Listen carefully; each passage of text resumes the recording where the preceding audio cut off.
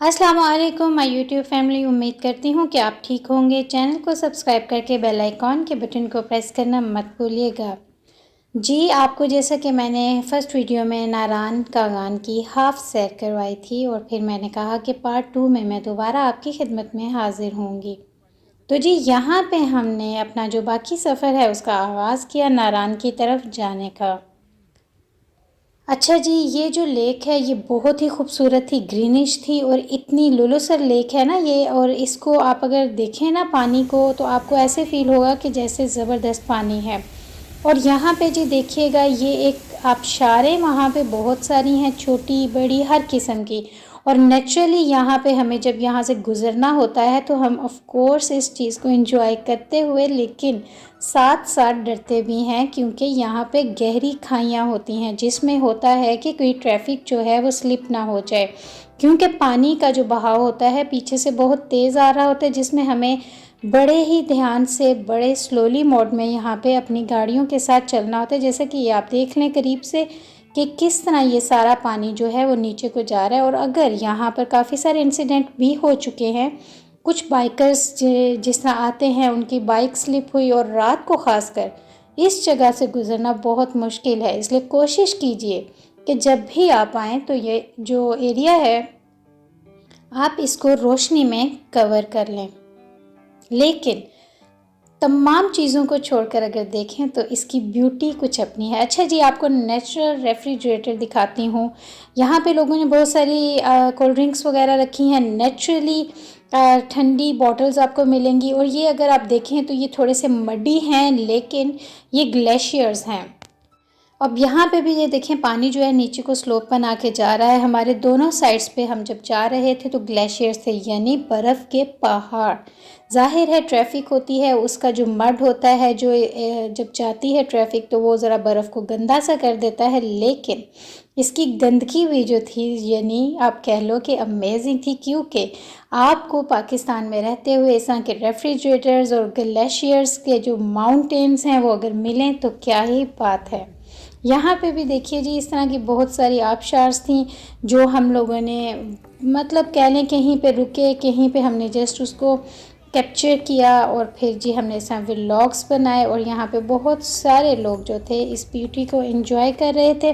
और यहाँ पे जो जी इस तरह जी पानी है ये इतना साफ़ शफाफ पानी था कि दिल कर रहा था यहाँ पे उतरे, लेकिन ठंड भी बहुत थी और रात हो रही थी। जैसा कि अभी आप देख रहे हैं, ये जी हम बाटा कुंडी से गुज़र रहे थे। यहाँ पे भी मैं आपको एक बात बताती चलूँ, अगर आप चाहते हैं कि नारान रात को नहीं जाना और वहाँ पे ज़रा मतलब हाई कॉस्ट में जो है स्टे नहीं करना, तो आप बाटा कुंडी के किसी भी रेस्टोरेंट में यहाँ पर अपनी रात स्टे कर सकते हैं। और नेक्स्ट डे के लिए आप रेडी टू गो हो सकते हैं नारान के लिए। लेकिन हमने यहाँ पे जिस स्टॉप नहीं करना था, हमारा जो फाइनल टारगेट था, हमारा फाइनल जो स्पॉट था वो नारान ही था। अच्छा जी, सब कुछ करते कराते हम पहुंच चुके थे नारान। बहुत ज़्यादा तलब हो रही थी चाय की, तो हमने क्या किया, टर्किश चाय। मेरी बेटी को टर्की और उसकी बनी हुई चीज़ें ईच एंड एवरीथिंग बहुत पसंद है, तो उसने जब देखा ये स्टॉल टर्किश मटका चाय का तो हमें प्रेफर किया कि हम यहीं से चाय पीते हैं। और बड़ा ही अच्छे स्टाइल में उसने जी यहाँ पर चाय बनाई, क्योंकि बार बार वो इसके अंदर कोयला रखता था, फिर उसको गर्म करता था, फिर कोयला रखता था, फिर उसको यानी कोयले के अंदर चाय उसने बनाई और बहुत मज़ा आया। ठीक है जी, रात को हमने स्टे कर लिया नारान में। सुबह ज़रा उठे नाश्ता वगैरह के लिए और हमने सोचा कि हम बाबूसर टॉप पहुंचते हैं। यहाँ पे नाश्ता आ गया, नारान के ही किसी होटल में हमने यहाँ पे नाश्ता किया और सब ने अपनी अपनी पसंद की जो डिशेस हैं वो ऑर्डर की। खैर नाश्ता मुझे कभी भी पसंद नहीं रहा, मैंने कहा मुझे लस्सी मंगवा दें क्योंकि मैं लस्सी ही फ़िलहाल पीना चाहती थी। और थोड़ा सा ज़रा कह लें कि हेक्टिक थी, क्योंकि हमें रात 1 बजे जो है होटल जो है उसका कमरा हमने लिया था। अच्छा जी, बाबूसर टॉप पहुंचने से पहले हमने कहा कि हम ज़रा नारान में और कागान में अगर आएँ तो सैफुल मलूक को विज़िट नहीं करें, तो ये तो ऐसा हो ही नहीं सकता था। तो जी हम यहाँ पर आ गए सैफुल मलूक। और मैं आपको एक बात बताती चलूँ, यहाँ का रास्ता इंतहाई इंतहाई इंतहाई ख़तरनाक और इंतहाई दुश्वार है। और यहाँ पे हमें इतना मतलब कह लो कि आपके जितने ऑर्गन्स हैं बॉडी के वो ईच एंड एवरीथिंग हिल जाती है। लेकिन हमने इस चीज़ को एंजॉय किया क्योंकि हमें यहाँ पर आना था। बाकी मैं आपको वीडियो में दिखाऊंगी। यहाँ पे आप चेक कीजिए जी, ये जी ग्लेशियर्स माउंटेन है जिनको बच्चे बहुत इंजॉय कर रहे थे और बाबा से कह रहे थे कि जी आप साथ साथ लें ताकि हम नेचुरल बर्फ़ को तोड़ें और उसके गोले से बना के हम एक दूसरे के ऊपर फेंकें। तो इसका जी अपना ही एक मज़ा था। तो इन बच्चों ने इस चीज़ को बहुत इंजॉय किया, प्लस मैंने और मेरे हस्बैंड ने भी इस चीज़ को बहुत इंजॉय किया। नेचुरल चीज़ें आजकल के ज़माने में मिलें तो जी अल्लाह की ब्यूटी, अल्लाह की जो क्रिएटिविटी है वो हमें बहुत ज़्यादा याद आती है और सुभान अल्लाह कहने को दिल करता है, बल्कि हर वक्त हमें सुभान अल्लाह कहते रहना चाहिए क्योंकि हर चीज़ जो है वो अल्लाह की याद दिलाती है। हर चीज़ में अल्लाह की क्रिएटिविटी है, हर चीज़ में अल्लाह की कारीगरी है। तो ये देखें जी, कुछ बच्चे रह गए थे, फिर उन्होंने इस चीज़ को इंजॉय किया। यहाँ पे जी हमें थोड़ा सा हमने कहा कि चलें जी अब हम सैफ उल मलूक के जो ग्लेशियर्स हैं, क्योंकि उनकी जितनी भी यहाँ पे कह लें ग्राउंड्स थे या जहाँ पे जो ज़मीन थी वो सारी ग्लेशियर से फुल थी और हमें यहाँ पर बहुत बहुत धीरे धीरे कह के बहुत आराम से चलना था क्योंकि स्लिप होने का डर था। जैसे कि ये मेरा बेटा आप चेक कर रहे हैं, ये देखें,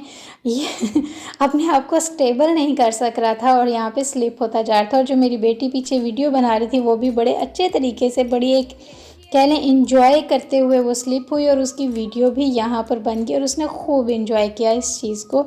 नेचुरली ये जी यहाँ पे हमें यहाँ से गुजरते हुए बच्चों को स्लाइड एरिया तक लेके जाना था, जो कि वो भी बना हुआ था ग्लेशियर यानी बर्फ़ का ही स्लाइड्स बनाई हुई थी और वो चार्ज कर रहे थे इस चीज़ को एंजॉय करवाने के लिए और बच्चों ने खैर खूब इंजॉय किया।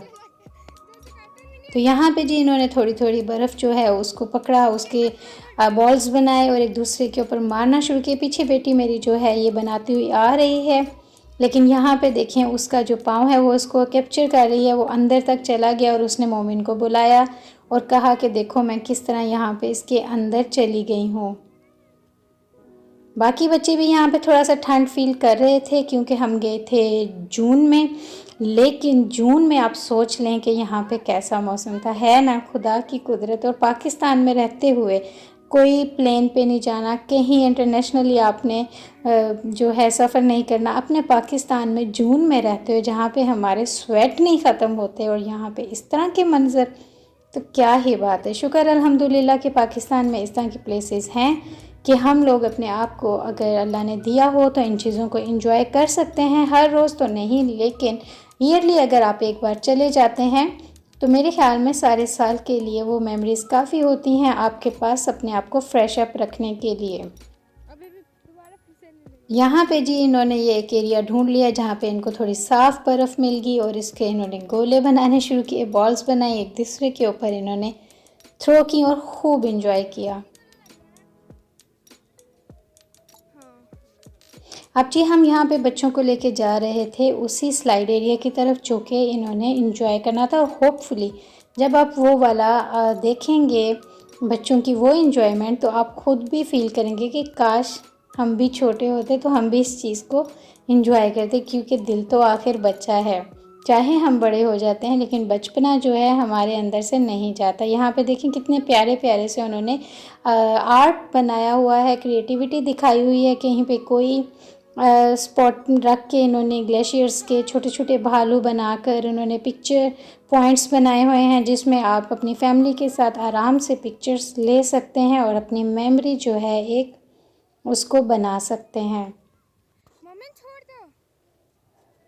खैर काफ़ी थोड़ा सा लंबा रास्ता था, लेकिन मेरी मैं आपको सही बात बताऊं बस हो चुकी थी क्योंकि मेरा कुछ अर्सा पहले पाँव फ्रैक्चर हुआ था। लेकिन हमने इस चीज़ को विज़िट करना था, लेकिन वो आराम आराम से हमने किया ज़रूर। यहाँ पे मेरे बेटे को जो भी चीज़ मिली इंजॉयमेंट के लिए वो करता रहा, तो टाइम थोड़ा लगा लेकिन हम जब पहुँचे तो बच्चों ने एंजॉय किया और आप भी हमारे साथ देखिए इस चीज़ को। हाँ, यहाँ पे जून जुलाई जो है वो पीक एरियाज़ होते हैं जहाँ पे अगर आप जाते हैं तो आपको होटल्स जो हैं वो बहुत ज़्यादा कॉस्ट करते हैं, बहुत कॉस्टली मिलते हैं, ठीक है। और अगर आप सितंबर में अपना प्लान करते हैं तो फिर आपको बहुत बहुत बहुत नॉमिनल रेट्स पे यहाँ पे होटल्स मिलते हैं। यहाँ पे पीक एरियाज़ होते हैं, पीक टाइम होता है उस टाइम विज़िटर्स का, तो आपको अगर तो आपका कोई जानने वाला है तो वेल एंड गुड, अगर नहीं तो फिर आपकी जेब ज़रा भारी होनी चाहिए यहाँ पे विज़िट करने के लिए। ये देखिए जी, यहाँ पे इस तरह स्लाइड्स बनाई गई हैं।